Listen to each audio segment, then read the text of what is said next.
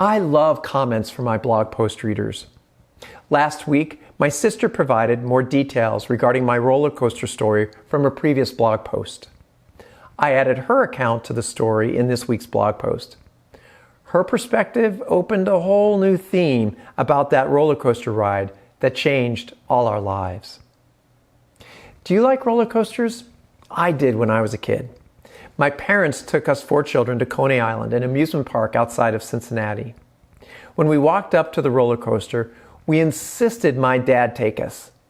My dad relented, and we lined up to ride. And my dad was apprehensive, but we giggled with excitement. When we got to the operator, there was a life-size cutout of a cartoon character that was slightly bigger than me. And that was the problem. I was deemed too short to ride. My siblings all passed. Disappointed, I turned back and sullenly walked back to where Mom was waiting at the ride exit. I never get to have any fun. I couldn't see my dad and siblings during the ride. All I heard was the rumbling carts as they zipped by like speeding trains. At last, I spotted Dad and my siblings coming down the exit lane. Dad was white as a sheet. This is my sister's account of that life-changing roller coaster ride. Dad and our oldest brother were in one car. My older brother and I were in the car in front of them. Back in the early days of roller coaster history, there was no seat belts, only a one-size-fits-all lap bar. I was on the inside and my little brother was on my right side. He was next to that opening where riders enter and exit the ride. As we zipped through the ups and downs, twists and turns, I clearly remember the bar lifting up with centrifugal force. My bottom was rising from the roller coaster seat, and being short, my feet were barely touching the floor of the car. Scared, I grasped the bar as hard as I could, as if my life depended on it, which it did.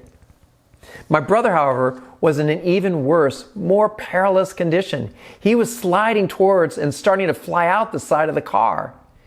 Dad started yelling at me with an increasingly panicked and louder voice. He kept repeating, "Hold on to your brother! Hold on to him! Keep the bar down!" How could I hold on to him when I could barely hold on myself?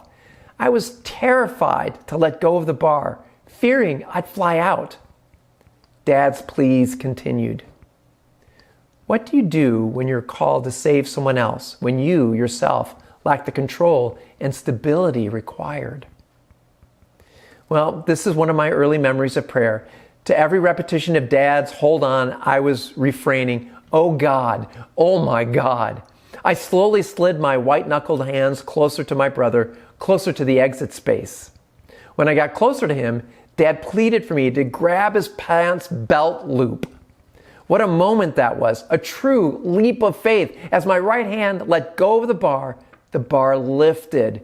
My feet left the floor as I reached out to my brother. We held on like 2 flags blowing in the wind, secured by 3 hands on a pole, a belt loop, and a prayer. I've never liked roller coasters since then. Well, alas, this story isn't about the dangers of roller coasters. This post is about leaps of faith. The leap of faith you have when you put yourself at risk to serve or even save someone else. This is a moment when considering pros and cons on a spreadsheet do not serve. Rational thinking does not serve. You take one hand off the bar. You reach out, grasp that pant loop, and pray that something bigger than you is at play in this moment. And maybe, just maybe, 3 hands on a bar, a pant loop, and a prayer saves your little brother.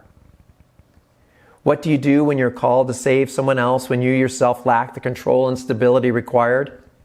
If you're the type of person reading this blog, I know exactly what you do. You reach out your hand. We need more helping hands in this world than ever before. You've got this.